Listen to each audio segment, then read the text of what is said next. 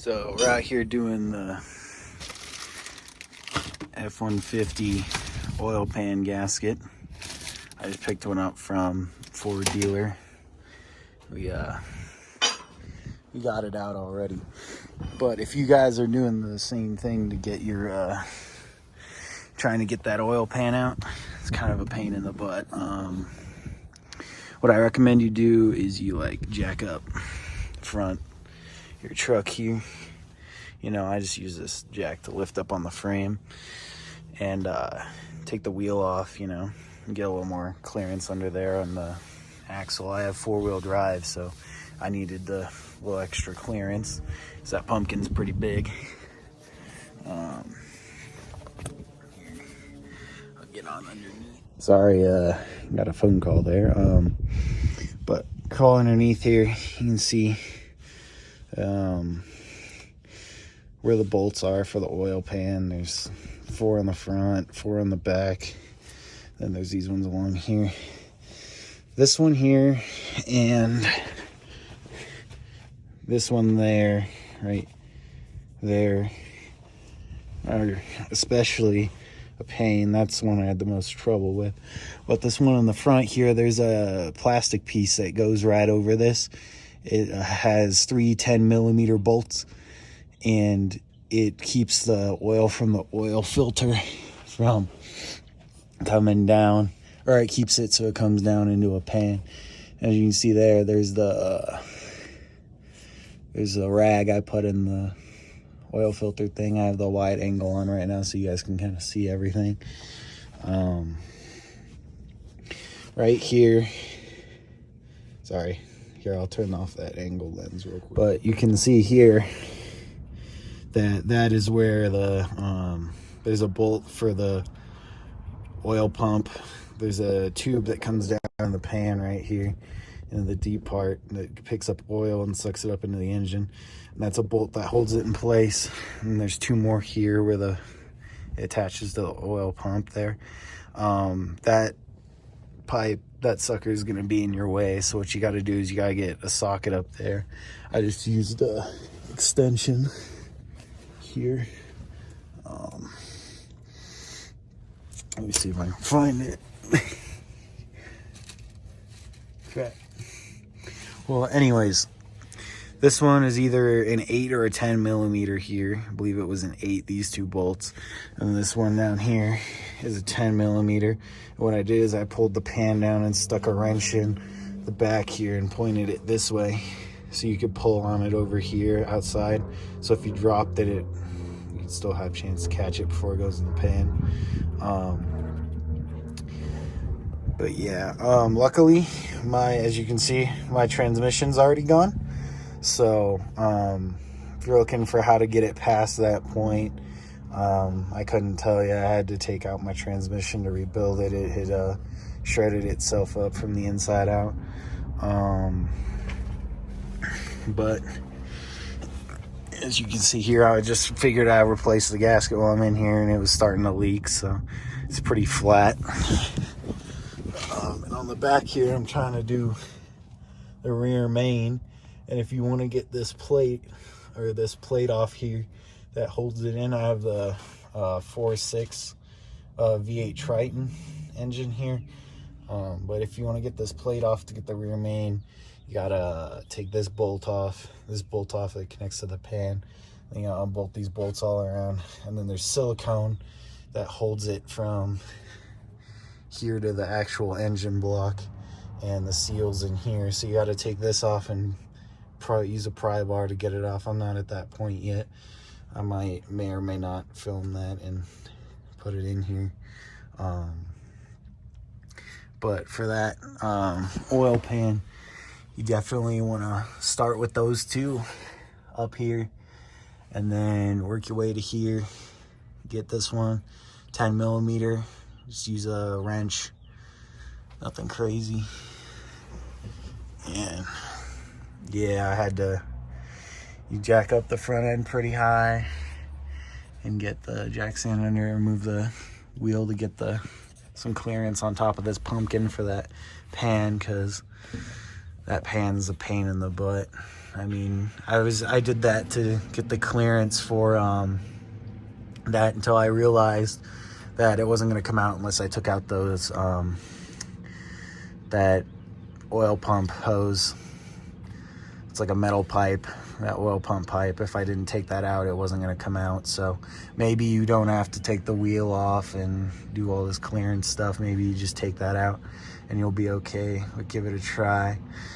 And I also have the front here unbolted from when I took my transmission out here, so maybe unbolt that if you need some more clearance. But yeah, sorry about that. I mean, you could use a block of wood and your jack sand to kind of jack up the back of the engine a little bit if you don't want to take the oil pipe out, but it depends on what model engine you have and stuff. I don't know what they all look like on the inside. I know some of them just have like a little rubber hose that sticks down on the deep ends over there in some cars and stuff. So all right, I hope you guys have as much fun as I did doing this. Here, I'll switch back to the wide angle. All right, so yeah, it's just kind of, you do this one and then those two. So I know I said that a few times. You can kind of see where all the bolts are here. You got these two, those two, those two, those two, those two, and then you got two more there, and then you got the four in the front. And yeah, just remember to only unbolt that oil pan thing. You really got to feel around for this one, but you don't want to take this big one off. You only want to use like a 10 millimeter, and there's a bolt that sits on it here and holds it in place. So yeah, my model's 2000, but as you can see, you know, 21-year-old gasket here, but you can see it's pretty flat. You know, there was nothing keeping that oil from coming out except for the burnt oil that was on the engine. I think it would seep through and then burn on to seal it. And someone put some silicone on it or whatever when they installed it. So I might end up doing that too. Just put a little bit on there. But there's your inlet pipe there. There's the part that connects to the bottom bolt, and then there's the two top bolts here. So it kind of sits in there like this. You know, it's gonna be a pain to get out without you know, actually unbolting. So I mean, I don't know how I'm gonna get back in yet, but I'm sure we'll figure it out. So yeah, but that's how you replace this thing. And this thing is kind of a pain in the butt to replace, not gonna lie. I mean, but better than a BMW, so alrighty. But here, I'll show you the difference. There's like nothing there, right? And got the new one, and you know, opened it, and you can see there's a little bit of a lip going for it. So on both sides, so it just like pinches it together when you put it on, and you know, it's all good. So what you'll really notice if this thing is failing is you'll start seeing some of this like crusty or like gooped up oil coming out the back of your engine, like coming out the back towards the transmission. And I mean, my rear main has 300,000 miles on it. It says 300,000 miles. This doesn't really matter about miles, but the rear main seal has 300,000 miles on it, and they were both starting to leak, so I couldn't tell which one, so I just figured I'd replace them both while I have the tranny out. So yeah, I hope you guys have as much fun getting this sucker out as I did. It's the second day, and I've been having this weird problem where my oil been mixing with my radiator fluid. Well, my radiator fluid ain't be mixing with my oil, right? So if you're having the same issue with your radiator fluid getting oil in it, but your oil not getting radiator fluid in it, it's gonna be that sucker right there. That's where your oil filter hooks up, and it's this oil filter adapter gasket. And as you can see, mine was baked on there pretty good. I spent a couple hours last night scrubbing it with a wire brush, and it just don't want to come off, so I'm getting the electric one now. But yeah, if that's your problem, I'd replace that, you know. So I forgot to get a video of the rear main and the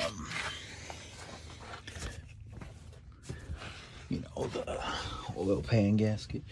So I got the flywheel there, my new flywheel on. My old one was bent and had some teeth missing. Underneath there's gonna be about, I think, 6 bolts, 5mm. The plate on the rear main seal is I showed it earlier in the video. I think it's 89 inch-pounds you need to torque them to. Yeah, I just used the old seal to kind of hammer in the new one, and then put the oil slinger in, and then hammer it in with the old seal as well. Use a sledgehammer. So yeah, there's that. And then the oil pan, I actually put that oil pipe, I put those 2 front bolts in first.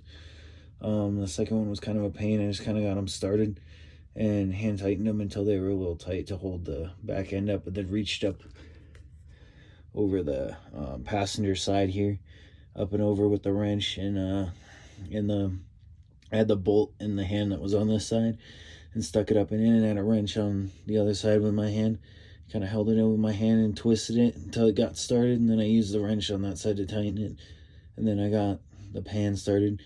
And I think, I know the flywheel bolts are 65 foot-pounds, but the pan bolts, I believe, are 25 foot-pounds.